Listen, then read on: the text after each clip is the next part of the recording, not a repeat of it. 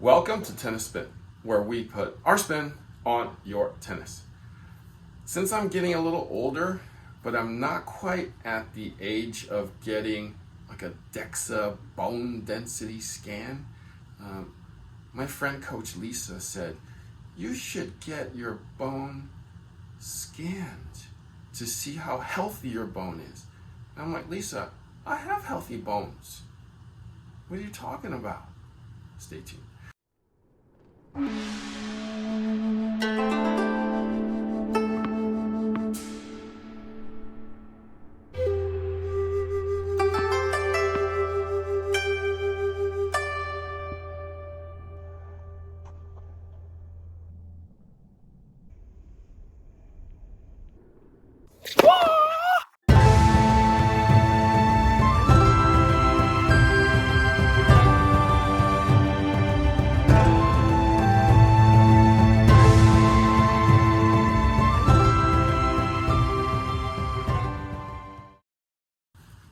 Okay, so I have Kevin here. He's gonna tell me after we do my scan what my bone density is? Bone mineral density, BMD. Okay. Now when people say bone density, I think of an old person, osteoporosis, and Dexa. Tell me how this is different than, let's say, a Dexa for, let's say, an older person. Great question, and that is exactly the setup. Currently, the standard of care is for people when they turn 65, and from then on, every 2 years, is to get a Dexa scan, which is a low-dose X-ray evaluation of bone mineral density in the outside part of the bones that are examined. And so it doesn't look at the inside microarchitecture of the bone, it just looks at what's called the cortical bone, the outside sheath. And that's where most of the bone mineral density is located, but it doesn't tell the whole story about the bone. And so the other part of your question about how this is different from Dexa and why use REMS as a device and as a method is to get a look inside the bone and try to evaluate the actual strength and likelihood of fracture that your bones have. And that's really the information people want. A Dexa gives you a T-score and an evaluation compared to statistical markers that say you are osteoporosis or osteopenia, which is kind of like pre-osteoporosis, or you are in the normal range. It's those statistical evaluations that give you a number that are just frankly confusing for folks. Right. And don't give them the information that you actually want, is to like, hey, am I okay? Or should I be worried that I might have a fracture in my life? That's what we're trying to provide, is that detailed information about your bone health. So when I think of osteoporosis, I think of like a brittle bone, and I think of usually a person of age. What exactly is osteoporosis? Yeah, and so to your question on osteoporosis and osteopenia and what does that mean, and age ranges where this occurs, I guess part of our motivation for doing these assessments is to help people understand not just the T-score that you get from Dexa, but that fragility score, that internal part of the bone, and how that strength plays into your likelihood of fracture. And the importance of that is to realize, like, if your T-score is low, indicating you have either osteopenia or osteoporosis, in a medical environment, you're likely going to be prescribed some sort of medication to address that. Like this? Like that. There are pills, there are injections, there are other types of therapies that are recommended and prescribed. For some people, that is the right course of action. Absolutely. A lot of these medicines have great benefit for people who are in a situation where they need them. But I think there's also a large part of the population that are not in that severe of a situation. Testing errors, maybe let's just say overprescription of some sorts, I'm not a doctor, Right. but Either am I. and sometimes medicines are great. But I think there might be a population of people who can avoid those medications, do some things lifestyle and health benefit wise to stay off of them. Maybe use information from this that says my situation isn't as grave as I thought it was. Maybe I can go my own way on this and not have to rely on a drug that has side effects, that I'll be on forever, that I don't really know exactly what it's doing in my body. Mm-hmm. Maybe let's try to avoid that if we can.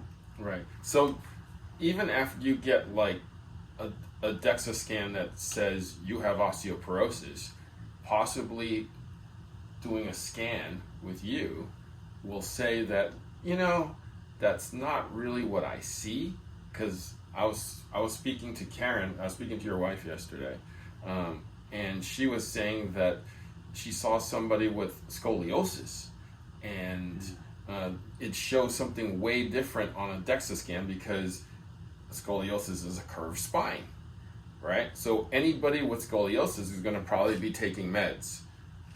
It's possible. Right? Yeah, it is. A Dexa scan looks at a linear view, and with scoliosis, it may miss part of your spine, Mm-hmm. and it'll read that as low density. Right. Indeed, it is low density. There's no bone there because Right. your bone does not exist in that location. And so to end up in a situation where you're prescribed medications based on that evaluation, that seems like a tough road. That doesn't seem like a good thing. So using a device that doesn't have that limitation or susceptibility to error, we hope can help people in that situation. Maybe take a step back, think about it for a minute, evaluate, get some other information. Mm-hmm. We're all Definitely. about information being power. Get more information. Definitely. That's how we see our role. In what I learned is in Italy, they don't even do Dexa anymore. They only do bone density scans with the REMS. skeletal imaging, right? So what do the Italian knows that we don't? I've actually seen teenagers and people in their 20s who play tennis who've like fallen on their arm or fallen on their leg, and I was thinking, like, you must have fallen pretty hard to do something like that, because you're in a cast for 6 to 8 weeks and you're out, and then something else happens where they break their wrist on hitting a forehand, right? Would that help that person to know their true bone density, and know how to, let's say, avoid breaking another arm? Yeah, that's something we can't know for certain. Mm-hmm. And it's happening inside our bodies, and we can't tell that. I guess the kind of nut of that question is around an osteoporotic fracture Mm-hmm. caused by someone who does in fact have low bone density, Right, or one that's not, one that's purely mechanical. right, It doesn't matter how good your bones are. If you get hit by a sledgehammer, your hand is going to break. yes. So sorry. But But not everybody's hand's gonna break, I think.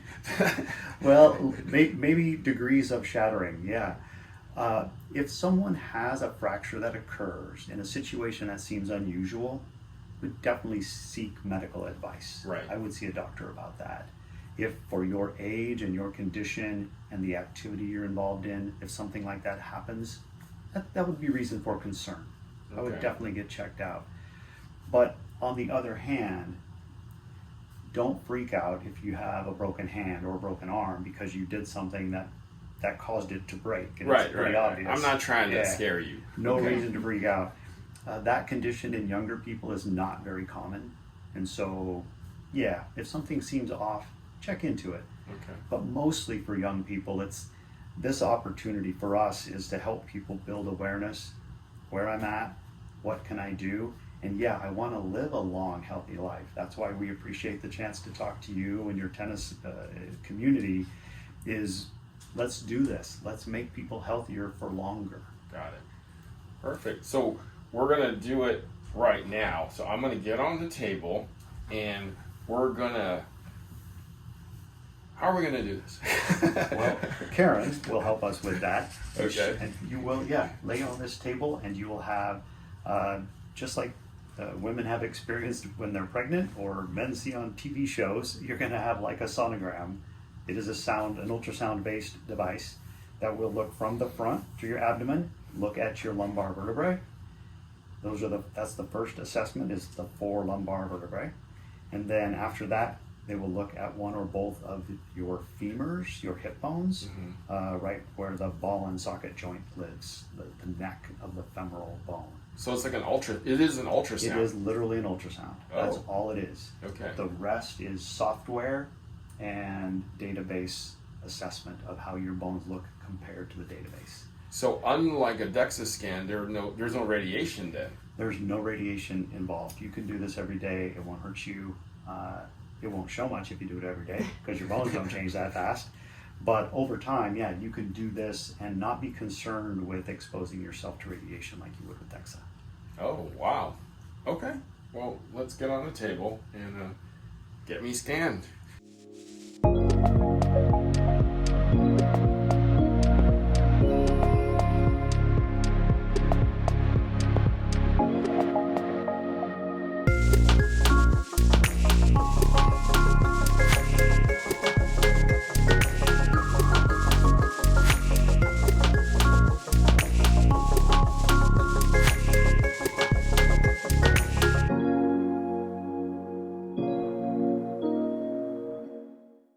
All right, so Kevin, how did I do? Well, things look good. Really? Harry just completed his evaluation, and this first page of the report, which the machine generates, gives kind of an overall summary of what it found for your spine assessment. So shown on the right here are the 4 lumbar vertebrae that it looks at. Below that, it has the as he stretches his lumbar vertebrae. It has the bone mineral density scores, which are typical of the traditional method Dexa. And then next to that is the T-score, and that is a statistical evaluation of your score compared to population. So we'll get to that more depth in a minute. Okay, so taking the average score of your bone mineral densities from each of the vertebrae over to the left side, it's 0.972. Okay, so what does that number mean? The database uses the T-score, so that's that statistical evaluation of your number compared to the population. And this middle line is people your age. The green area is good bone mineral density. The yellow area is osteopenia, and the red area would be osteoporosis. And that's where the T-score comes in. In your case, it's negative 1.1, which is just slightly below, slightly more negative than minus 1.0. So that puts you in the very edge of osteopenia. And osteopenia means okay? That is just a name given to low bone mineral density. It's not a diagnosis of a disease. It doesn't mean you have a problem. It just simply is a label that they've put on to this statistical score called T-score. So that's me right there? That is you, the circle, that little dot in the middle, which may be hard to see from distance, but yes, you are just right below into the yellow. Yeah, kind of on the board. Now, ideally, we want to be way up here, right? Ideally, you would want to be solidly in the green.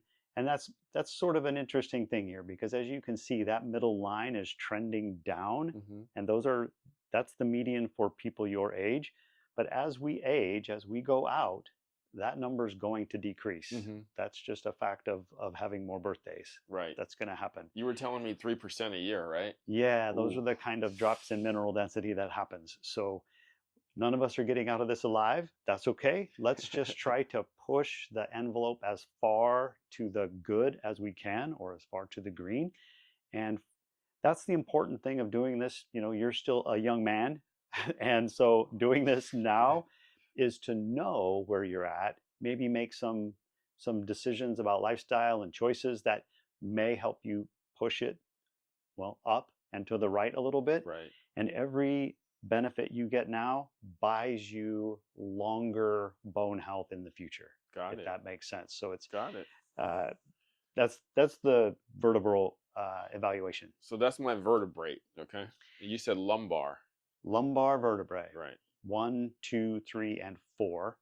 This machine evaluates each of those vertebrae separately and then applies the average to give you your t-score. Got it. That's the way this guy works. So the next page is very interesting, and this is the difference or the additional information that this evaluation can provide as compared to the Dexa traditional X-ray based evaluation. Mm-hmm. What this is something called fragility score. And what that's doing is taking the data it collected from your bones and about 250 slices, if you will, of sonic bounce back, Oh, okay. and evaluating all of that against a database of more than 50,000 people that were done in the development of this device and this method. And it says, how do these slices look? Do they look like, and this is inside the bone, not on the exterior sheath of the bone. This is inside the microarchitecture. And these are people who experienced osteoporotic fracture. These are people who had bones break. The yellow is people who may have had fractures, but not necessarily due to osteoporosis. And then the green are people who did not have fracture at all. And so this is sort of the what people actually want to know. I mean, knowing your t-score and bone mineral density, okay, right? That doesn't tell me a lot. Mm-hmm. This is telling me that your bones are in the green. They are, the inside of your bones looks like people who do not experience osteoporotic fracture. That's the good news. So yeah, thumbs up all the way around on that one. The rest of this report goes to a 5-year fracture risk. And this is taking those two pieces of information that we discussed, the bone mineral density t-score and the fragility score, and says if your t-score was slightly osteopenia and your your fragility score was in the green, it uses that little chart to give you an R3 rating. And what that means is that you are statistically in a group of 10 to 20 people per 1,000 population that may experience an osteoporotic fracture in the next 5 years. So 10 to 20 people out of 1,000? Out of 1,000, okay. Yeah. Be careful not to let that sink into your head as a percent, because 10% is a whole lot different than 10 out of 1,000. So it's right? like a 1% almost. It's like like 1%, correct. Move the decimal over 1. So very low risk of fracture. And that's what this evaluation shows. Oh. The rest is just documentation of the images themselves that the device captured, the sonogram images. It also does a body mass index thing as part of the calculations that it does. And then below are the documentation of each lumbar vertebrae that it viewed. Got it. That's your report. Congratulations. Perfect. Thank you. Good news. Thank you so much. Yeah. So during the test or the screening, we actually did my hip too as part of the whole kind of transactional thing, whole testing of the bone density. What did my hip show, Kevin? Yeah, good. The femoral neck, so on your femur, where this picture shows this region, that's the most common place that people have osteoporotic fractures. That's our weakest link, if you will, for people with low bone density. And so that's why this is an important consideration and thing to look at for evaluation.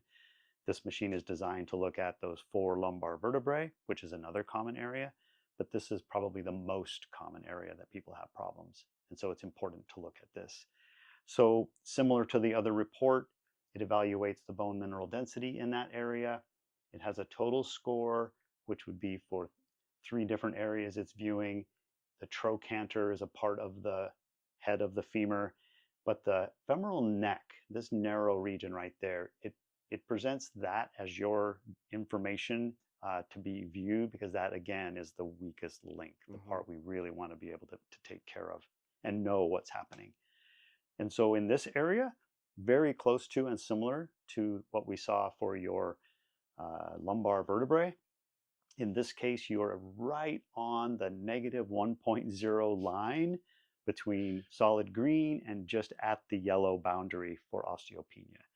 And again, the center line is the median for your age. And in this case, your circle, your dot is just right at that line. So that's good news as well. That shows that your bone mineral density is right on what you would expect for a young man your age. Okay. So the next portion of the report, and like we discussed in the last one, this is population of folks who had osteoporotic fractures, those who have fractures that may not be related to osteoporosis, and then the green is folks who did not fracture at all. And your view of sort of that slicing multiple times, viewing the inside microarchitecture of your bones shows that your bones look like people who do not fracture. Okay. Good news. Even if Again, I fall down on the court, I will not fracture. not due to your bones being faulty. Not okay. Okay. Can we move up the slide? Yeah, I want to just clarify one thing with you guys, just for clarification, because I know when Kevin talks about neck, you guys think that it's this part of your neck. It is not that part of your neck. It's pretty much the hip, that the joint that goes into the leg, that goes into the hip. That's the neck, and that's what that looks like. So a little bit different, okay? It's not this part, it's this part. All right. Now, I just want one more clarification on the word osteopenia. Yeah, good so question. That just means osteopenia is just a term that was given to people who are pre-osteoporosis. Got it. So you're not medically in a place where they would consider your bones fragile or at risk, but maybe you're headed there, so we should be aware and we should maybe take some actions to try to improve bone mineral density. There are things we can do. Importantly, that's the good news. There are definitely things that a person can do to improve this. So penia is kind of like purgatory. You can either make your situation better or make your situation worse. Love it. Personal choice. So it's up to you at this point if you are in osteopenia. Okay, so Kevin was saying that 3% a year of bone density you will be losing at my age. Now, Kevin and I spoke offline, and he was like, you need to eat more protein. But I got to eat a lot of protein. How much protein do I have to eat? Yeah, it's sort of a under discussed thing, I guess, in our society, that to maintain the lean body mass that you want to have so that you can perform strength and resistance exercises and impact exercises that tell your bones, give your bones the mechanical signal to grow. To eat that much protein, you need to eat about 1 gram of protein per pound of body weight per day. So if you weigh 175 pounds, you need to eat 175 grams per day of protein. That's, again, not medical advice. That's we're just saying widely known advice from decades of people doing body research. But if you try to eat that much, you will find that it's hard to do. You really have to focus, and I don't like to think of it as a diet, but people are doing this now. I'm sure people have heard of keto or carnivore lifestyle, those kinds of choices. Yeah, you measure out what you eat every day in your meals and your snacks and everything, and you make sure you take in the amount of grams of protein and carbs and nuts and oils that you need on a daily basis. So yes, I get that, and I'm sure a lot of you know that too. And it's important for a lot of reasons. People do those kinds of diets for a lot of reasons. It can be bodybuilding, although to grow that kind of mass, you got to eat way more protein than that, the number I recommended previously. But even just to maintain a healthy weight, there's lots of benefits to eating that much protein. And the part that people don't really know or isn't discussed much is the effect on bone health. It's super good for your bones. Collagens and peptides that you get from eating protein, primarily animal protein in this case. All protein is good for you, don't get me wrong. Plant protein's great. But to get all of those building blocks for our bones, that's an important consideration. Got it. So guys, eat more protein. Have a steak. Why not? Steak. Everybody wants to eat like grilled chicken breasts. That's probably one of the best for you in terms of fat content. Yeah. And does it have all the stuff versus a cow? Yeah, there's getting into the types of protein is a whole nother interesting bucket of worms. Yeah. But all of the proteins are going to be good for you. Some have additional features. Red meat, certain minerals and collagen, excellent. Chicken and the white meats, great on protein, maybe not so much on some of the other components. Got it. Fish, all of the vitamin E and fish oils that are good for you. So each bucket has its own advantages, but surf and turf every day. Okay. Why surf not? and turf every day. Yeah. Get everything you need. Yeah. Sorry, I got off subject. I was thinking about dinner. Kevin, thank you so much for showing us my bone density and how I'm actually okay. I'm a little shocked, but my diet's not the greatest. But thank you so much. You're more than welcome. Thanks for having us. Now, where can they find you? Yeah, our website is called bonehealthscreening, all one word, .com. Our company is Premier Skeletal Imaging, and we operate out of Bend, Oregon. Okay. Is our home, and that's where the machine lives when we're not doing portable devices. So we organize, set up events in all kinds of different places, usually 1 to 3 days. We schedule people to come in, and it can happen in all kinds of places. People who are concerned with their health for all kinds of reasons. Right.